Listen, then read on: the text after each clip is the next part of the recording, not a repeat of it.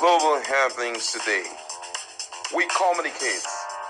We analyze global news.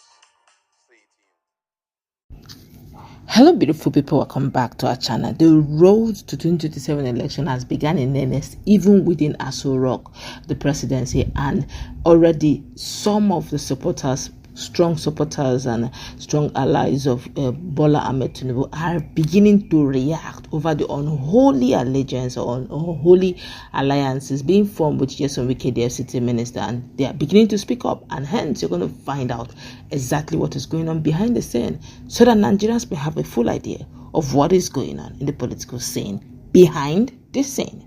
But before going to the newspaper, kindly subscribe to our channel.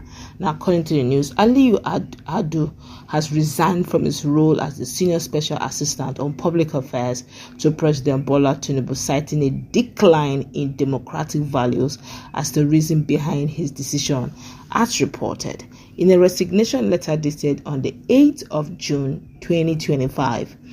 And submitted through the Chief of Staff, Femi Gbajabiamila, Audu stated, and I quote, "I write to formally tender my resignation as Senior Special Assistant to the President on Public Affairs effective immediately." In a separate statement addressed to the public, Audu clarified that his resignation was not an act of rebellion. It was not an act of rebellion, but one guided by conscience and principle. He expressed concern over what he described as a growing attempt by the ruling All Progressive Congress APC to stifle political opposition. While I'm not a supporter of the People's Democratic Party (PDP), I refuse to be complicit in turning Nigeria into a one-party state, he said. This would be a betrayal of both divine favor and the essence of democracy. I would stress that true democracy depends on healthy political competition and the freedom to hold differing views. Now, drawing a comparison to past administrations, he warned against repeating the mistakes of the past by suppressing dissent. Crushing opposition because one holds power is not leadership. It is a dangerous step backwards. Under Obasanjo in 2003, we opposed such tendencies. To follow the same path today will be politically reckless and spiritually misguided. He further stated that suppressing alternative views contradicts both democratic ideals and divine principles that uphold freedom and diversity. If God allows belief and disbelief to exist side by side, why should we fear ideological differences?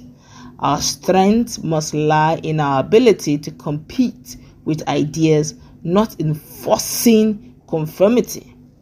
Despite his resignation, Audu reaffirmed his support for the current administration, particularly on its economic reforms, but criticized the political alignment between President Bola Ahmed Tinubu and Minister Nyesom Wike.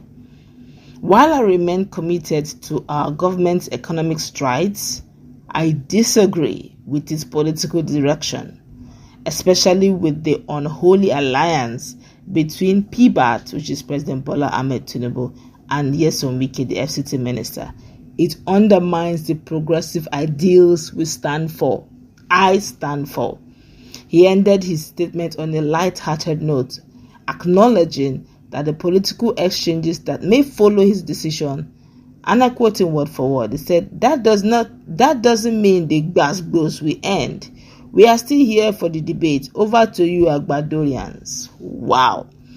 It's good to note that people from within the administration of Bola Ahmed Tinubu now understands what one-party system is. They're even fingering Nyesom Wike, that actually Nyesom Wike's alliance with the president alliance with Nyesom Wike that is bringing and foiling these ideas, and that is so not right.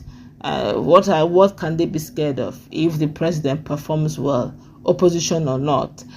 If he does well, Nigerians will vote him in. But forcing the opposition to conform to his ideals, that's no longer democracy. Even God, despite how all-powerful he is, allows diversity to rule. So why are you insisting that only your mind should, or only your ideas should stand?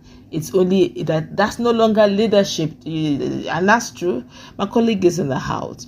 What's your standpoint on this? This is coming from an insider who, in all sincerity, could not bear it, the high-handedness of the FCT minister, and the fact that he's doing one aim to ensure that we have one party system, which is very undemocratic. What's your take? Well, I must celebrate the young man for his stand, and this is the beauty of democracy. Diversity is the beauty. Now, despite the fact that we have Christianity and it revolves around God, the Trinity, and all of that, we still see, the Muslim, we still see Islam, we still see all the traditional worship. That's how it should be. You understand? The beauty of politicking lies in multi-party system, whereby you start learning one or two things. But a situation whereby some persons just wants to be autocratic, and they want a situation whereby they put fire everywhere, so that at the end of the day you go without any reasonable competition and all of that. The beauty disappears. You look around, no opposition. Opposition is trying to do. That's why in our previous video you saw what Peter Obi said, that their hands is in this. God, see, this thing is very simple. If Bola Tinubu is doing his best, a time will come, people will tell Peter Obi, God, calm down.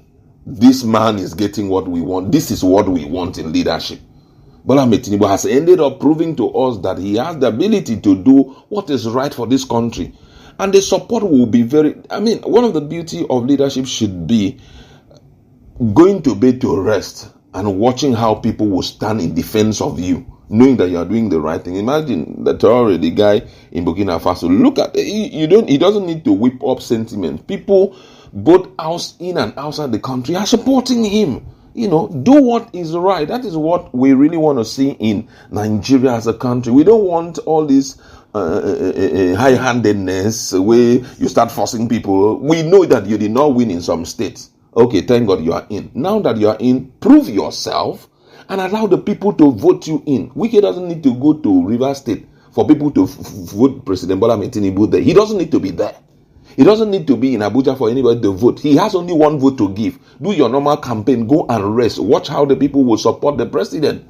It's as easy as that. So what do? Roll out some key economic policies, make sure that you tackle insecurity, and the data will be there for the people to look at, and they know, whoa, the president is doing his video. If you give this man the next opportunity, he will change the narrative. But whereby you want to press people's neck by force, that's not politics. I love the fact that an insider is the one making this decision. I love the fact that it has come to their full awareness that this whole thing is no more interesting. We all know what Bola Tinubu is trying to do. His economic policy, a lot of people are saying it's okay. But come on, if you notice that you are not getting the genuine support as it should be, it's for you to call your people again and say, what is the next line of move genuinely to touch the lives of Nigerians? People are there that will say, oh God, this is the next move, or this is the next move. You follow up on it. Put up strategy on the ground to make sure that those economic policies are felt by every Nigerian across board. And you start seeing people singing your praise. It's normal. Peter Obi didn't need to be everywhere for people to vote for him. He didn't need to be everywhere. But everywhere he goes to, celebrations were going on and all of that. I love the fact that this guy has taken this decision. I think it should be an eye-opener for the president and to at least enable him to start thinking again. Because right now, Nigerians want to see the right thing being done. All right, let's go wrap it up. Let's make that conversation.